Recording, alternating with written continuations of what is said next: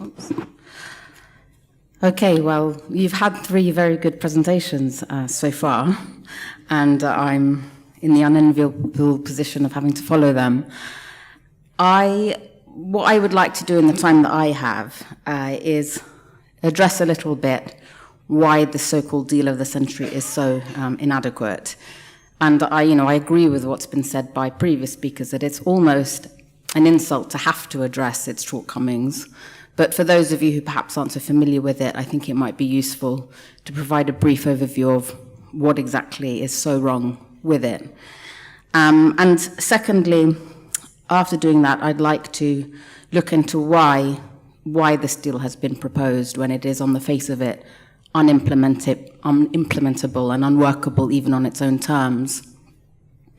And I'm going to suggest that this is ultimately, as Joseph Massad has said as well, a kind of culmination of a much longer running agenda by Israel, by the Zionist political movement more generally, of dismantling the Palestinian national movement and of denying the existence of a Palestinian people with national identity and rights. So let's start with the plan's shortcomings. And of course, here I'm talking about the economic package that was revealed recently. Has anybody, just out of curiosity, by a show of hands, has anyone read it or read the executive summary? Okay, so very few of you, and I wouldn't really recommend it, the others, to read it. It's absolutely, apart from anything else, weird. It reads like a kind of glossy brochure inviting kind of investment from the international business community. So I'll tell you some of the things that it lacks. It has absolutely no mention of the context. So it doesn't even acknowledge that there is a conflict, that there is an occupation. There is no analysis whatsoever as to why the Palestinian economy is weak. And because it doesn't analyze why the Palestinian economy is suffering, it also doesn't propose any solutions that would actually solve the problems of the Palestinian economy. We know, of course, it's been divorced from any political settlement, so it has no political vision. It mentions no political objectives. There's no mention of a Palestinian state or of any kind of resolution of the conflict between Israel or the Palestinians. It doesn't even acknowledge that there is a political problem that requires resolution. And it also doesn't make clear who will implement the plan or how it will be implemented. So, for example, there's no mention, and Joseph has mentioned this already, of the Palestinian Authority as being a partner in implementing this plan, or of Israel in implementing it. There's sort of talk vaguely of the business community and of the Palestinian private sector. It mentions various proposals and schemes to provide, for example, technical assistance to help Palestinians deal with trade more efficiently, or to help facilitate academic exchange and visiting professors from outside of Palestine coming to Palestinian universities, without any mention of the fact that, of course, none of those things can occur without Israel's approval and cooperation, which until now hasn't been forthcoming. So Palestinians can't trade, not because they lack technical expertise, but because Israel blocks Palestinian trade. Academics from around the world cannot go and do stints in Palestinian universities, not because they don't want to, but because Israel doesn't provide visas and often denies them entry or deports academics. So basically, to sum it up, without going into it in any more depth, it's a glossy brochure that has no relationship with reality at all, as far as I can tell. It's completely divorced from reality and doesn't even purport to provide any context. And it's, got all of these practical problems like who are the people who will implement it, where is the money coming from, which means that it doesn't seem to be workable even on its own terms, right? Now, the second question is, some people might argue, well, what about if these things were tweaked or in some way these obstacles were overcome and partners were found and there was a practical way of implementing it? Would it solve the problems of the Palestinian economy? And again, I don't think I need to labor the point, but the answer is obviously no. The reason that the Palestinian economy is suffering isn't because there's a lack of business kind of investment or private sector stimulation. It's because of the occupation and the fact that Palestinians lack sovereignty over their land and their natural resources, and they lack control over their economic activity. That much is obviously, I'm sure, very clear to all of us.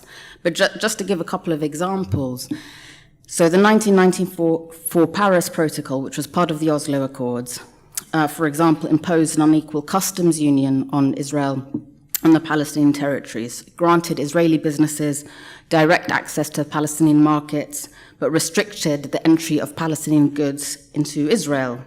It gave Israel control over tax collection. It entrenched the use of the shekel in the West Bank and Gaza, which means that the Palestinian Authority could not impose fiscal policy or any macroeconomic policies.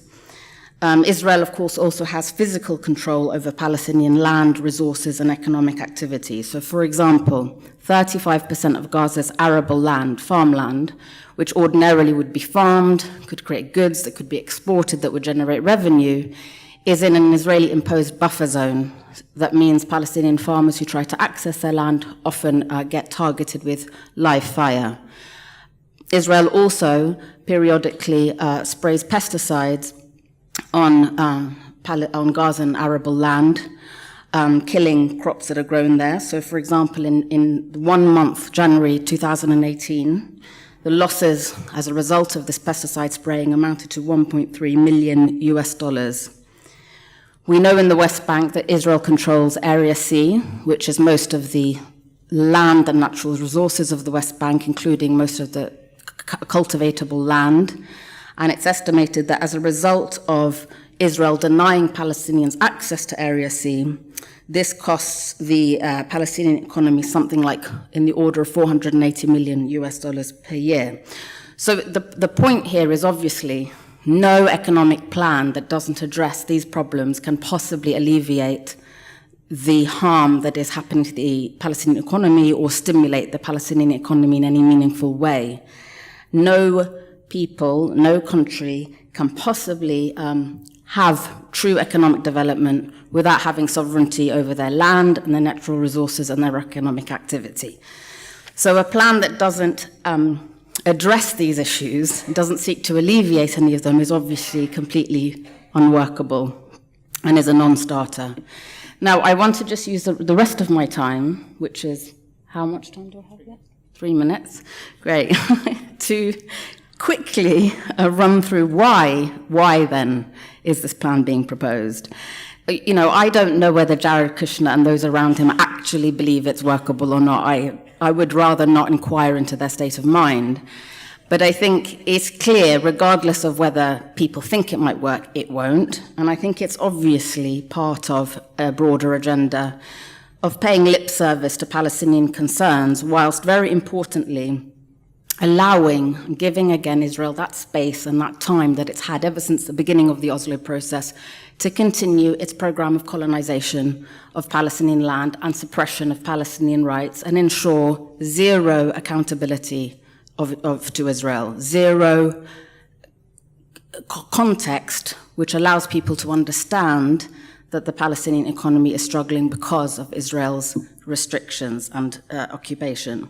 So I think that much is obvious to all of us. But I think, and I wanted to end by saying, I think it's also promoting another agenda, which is something, again, which is part more broadly of Israel's ambitions, which is, I think it is part of an agenda of further atomizing Palestinians, breaking them up into, at best, individual communities, each of which have different kinds of aspirations at most, and breaking down the concept that Palestinians are a people, they are a group with national rights, with a national identity, and with therefore a connection to land and rights in a particular land.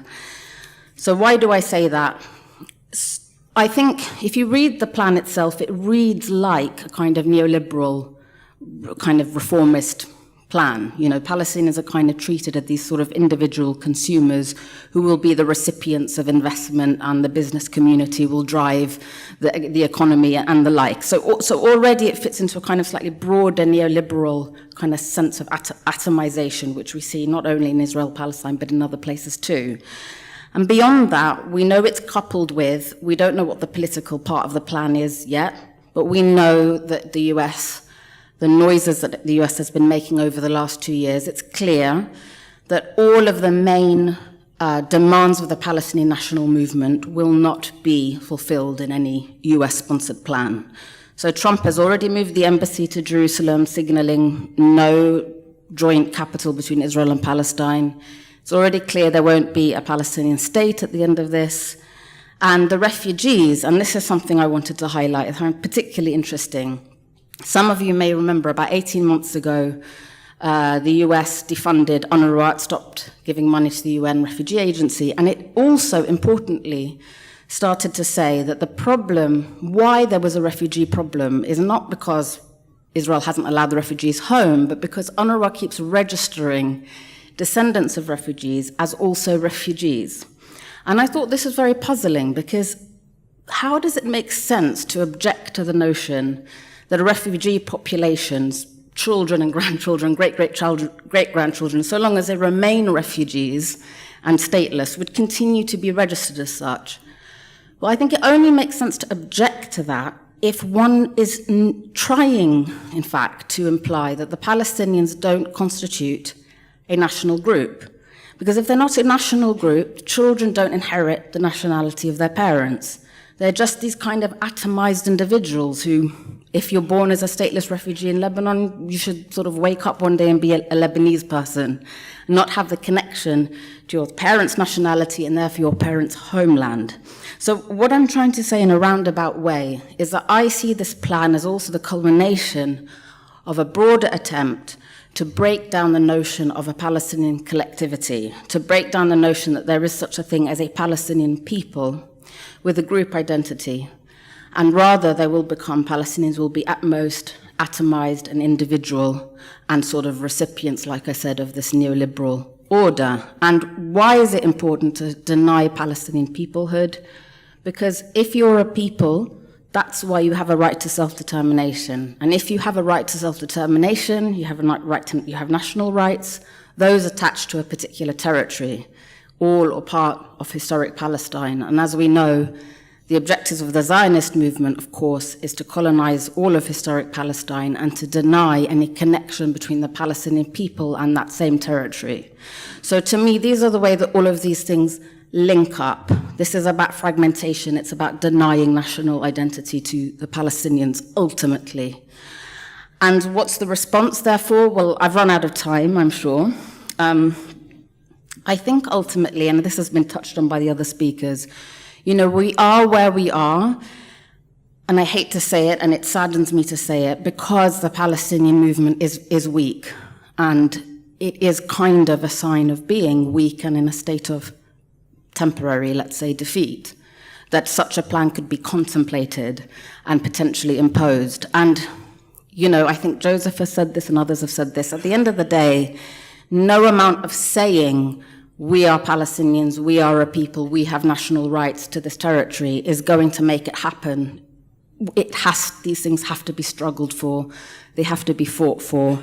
And I'm mindful of the fact that I'm standing in an auditorium in London comfortably saying this, not risking my life or the life of my children or my loved ones in the way that people in the West Bank and Gaza Strip are. But I think it's incumbent upon us as Palestinians and our supporters to realize that the only way to deal with this is to fight, is to bring that fight in whichever way possible. Thanks very much.